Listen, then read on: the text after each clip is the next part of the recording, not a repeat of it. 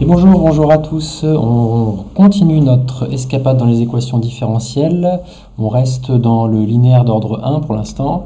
Et on va regarder le chemin qui nous mène à un second membre avec une exponentielle. Donc ce que je vous propose aujourd'hui, c'est d'aller résoudre cette équation-là, donc sur R. Y' plus 3y égale moins facteur de 2t plus 2 exponentielle 4t. Et tout de suite, on va aller voir sur la carte où se situer. Donc notre carte nous demande d'aller repérer déjà si on est d'ordre 1 ou d'ordre 2. Bon, ici, il n'y aura pas trop de suspense, on est d'ordre 1. Alors pourquoi? Encore une fois, on n'a pas d'y seconde, donc du coup, il y a de fortes chances qu'on ait qu'un y', qu'un y. Donc du coup, on remarque qu'on est sous cette forme ici, l'ordre 1 qui est là. Et du coup, on va pouvoir prendre ce chemin pour ensuite se demander si les coefficients A et B sont constants ou non. Donc là, de la même manière, on va les regarder. Alors le A est constant et le B, c'est-à-dire le second membre, ne l'est pas.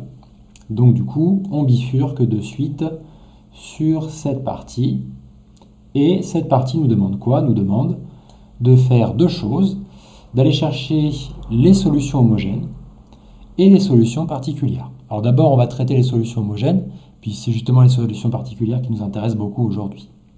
Allez, c'est parti pour les solutions homogènes. Donc pour les solutions homogènes, on va partir de ce côté.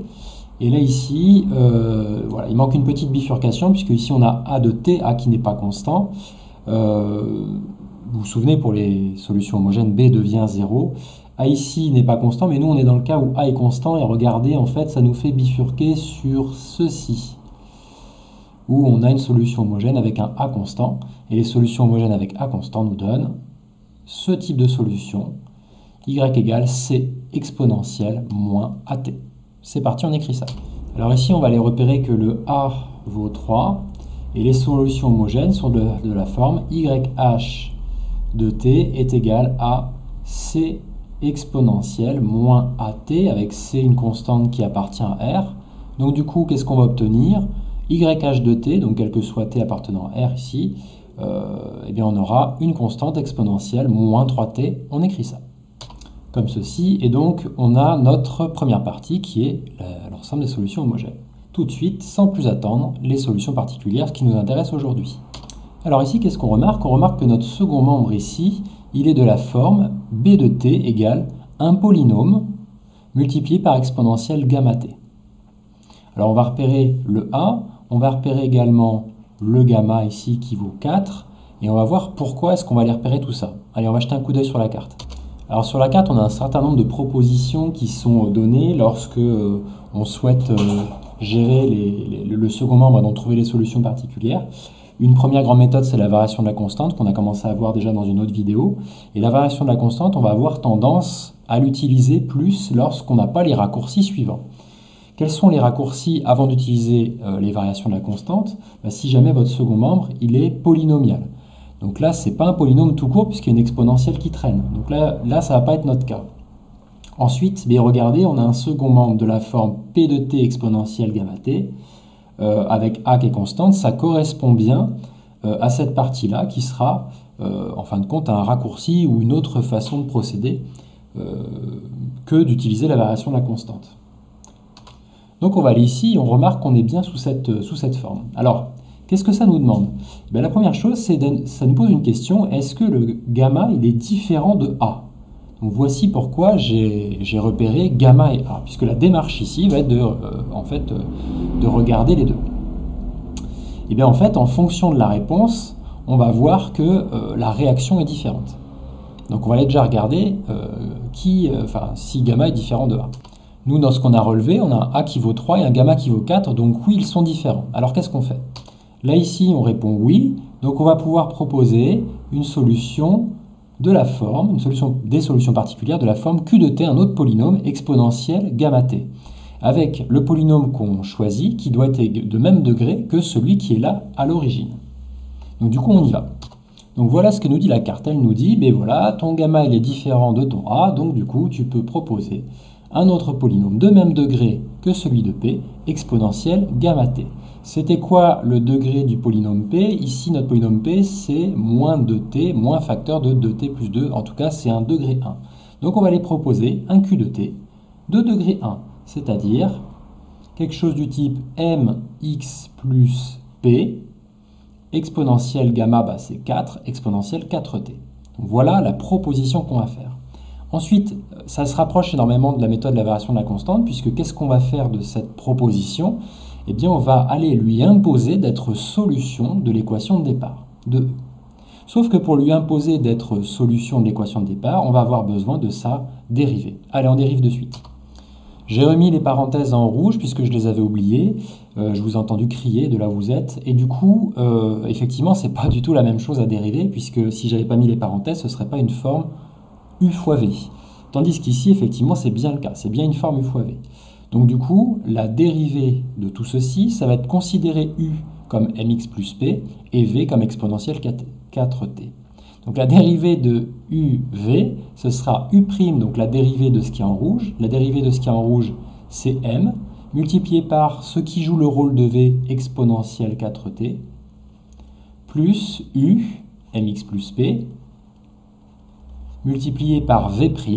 La dérivée d'exponentielle 4t, c'est la dérivée de 4t qui est 4, exponentielle 4t. Alors ce qu'on peut faire, c'est factoriser cette histoire-là.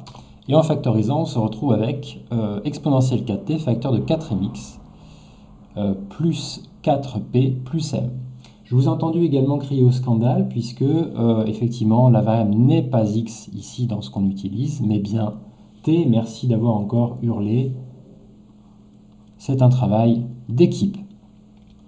Donc mt, 4mt plus 4p plus m. On continue.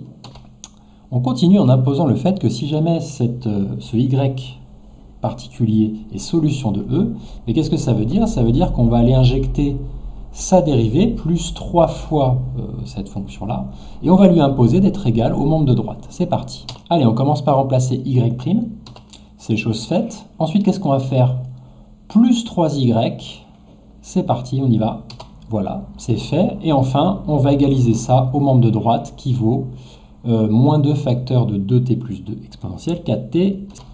Voilà, on a fait notre remplacement. Maintenant, ce qu'on va faire, c'est qu'on s'aperçoit que dans le membre de droite, l'exponentielle est en facteur.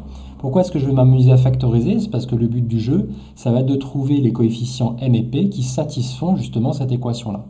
Et du coup, on va procéder par identification. Et si on procède par identification, on va essayer de mettre le membre de gauche sous la même forme que le membre de droite. Le membre de droite est factorisé par exponentielle 4t, c'est ce qu'on va faire. Donc on a un facteur commun ici à gauche qui est exponentielle 4t ici et là. Je le mets en facteur. Voilà, comme ceci, on a bien commence à avoir une forme qui ressemble, enfin dans le membre de gauche qui ressemble à celle du membre droite. On va développer le 3 ici et ensuite on va réduire tout ça. Donc on a 4mt plus 3mt qui va nous donner 7mt, on a 4p plus 3p qui nous donne 7p, et enfin plus m, et tout ça, exponentielle 4t doit être égal au membre de droite. Alors, j'ai fait un petit peu de place, donc du coup on a toujours notre équation ici à identifier, donc ça veut dire que pour que y soit solution de E, il faut qu'il existe deux coefficients m et p qui satisfont un système, puisque là on procède à l'identification. Donc comment ça va se passer? Tout ce qui est collé à t ici sont égaux, donc ça veut dire que 7m c'est égal à moins 2. Tout ce qui n'est pas collé à t en fait est égal, donc c'est-à-dire que tout ceci est égal à moins 2, c'est-à-dire 7p plus m est égal à moins 2.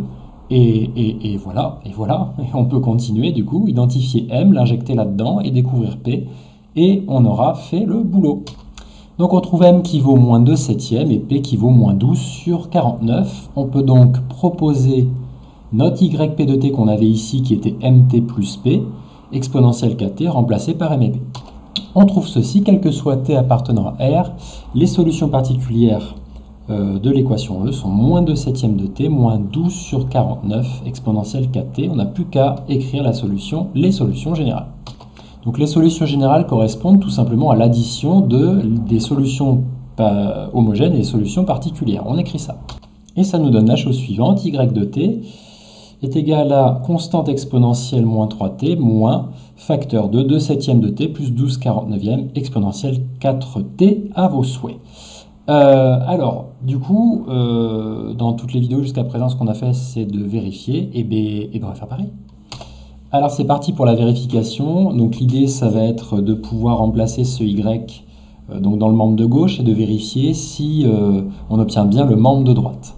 Alors, vous voyez qu'il manque quelque chose. Il manque la dérivée, comme d'habitude. Alors, c'est parti pour la dérivée. La dérivée, ça va consister à, d'une part, dériver une constante exponentielle 3t.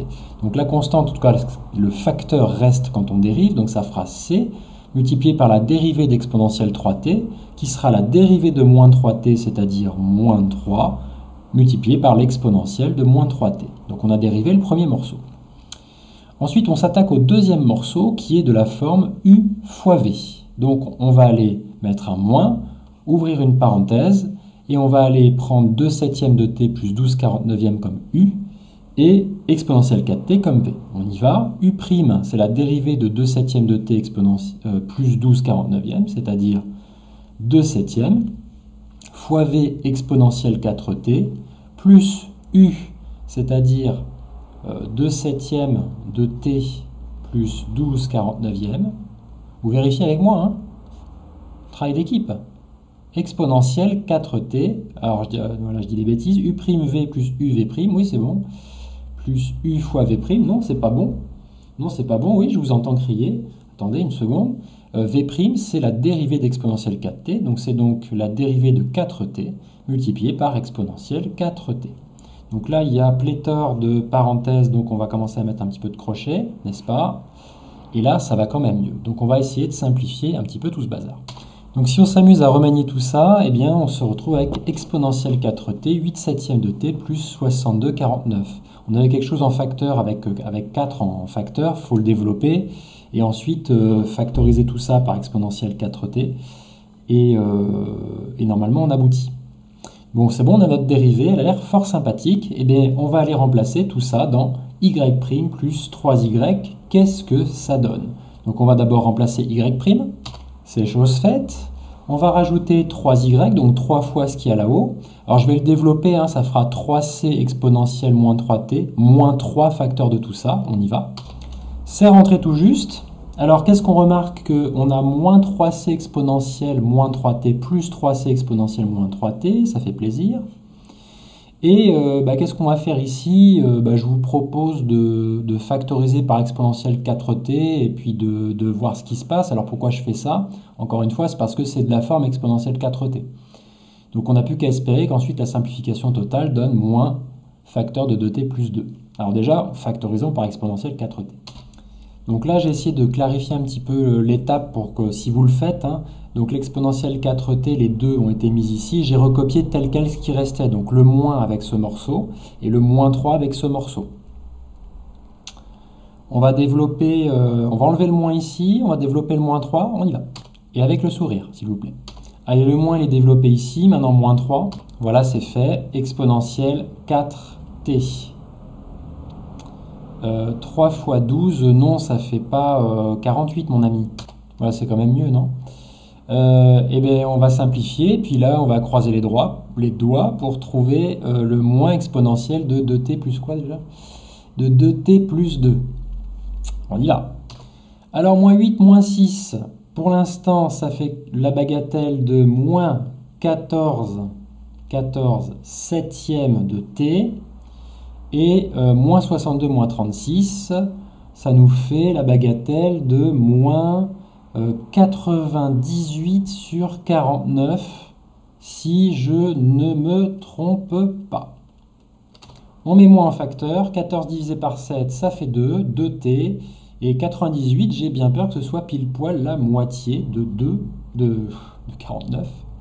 Exponentielle 4t, alors vous commencez à comprendre pourquoi en fait je fais cette deuxième partie de vidéo et que je ne vous donne pas juste les solutions de l'équation différentielle, parce que vous avez encore une fois des questions où on peut vous donner la solution et vous demander si elle est bien solution de l'équation différentielle. Et vous voyez que c'est quand même un peu de boulot. Donc du coup j'espère que ça peut vous aider à comprendre toute la démarche, à bien différencier, trouver l'équation différentielle et la vérifier. N'hésitez pas à refaire tout ça, mettez sur pause les vidéos, essayez de continuer par vous-même, ça c'est vraiment très important, moi je sais le faire a priori, à peu près bien, Mais vous, surtout, mettez sur pause et essayez à chaque fois de continuer le calcul et vérifiez si vous aboutissez au même endroit que moi. Donc j'ai même pas conclu là, hein. Donc on trouve y' plus 3y égale moins 2 facteur de 2t plus 2 exponentielle 4t, ce qui, il me semble, est ce qu'on cherchait. Donc oui, notre solution générale que nous avons trouvée est bien solution de l'équation différentielle. C'est bon, on a fini.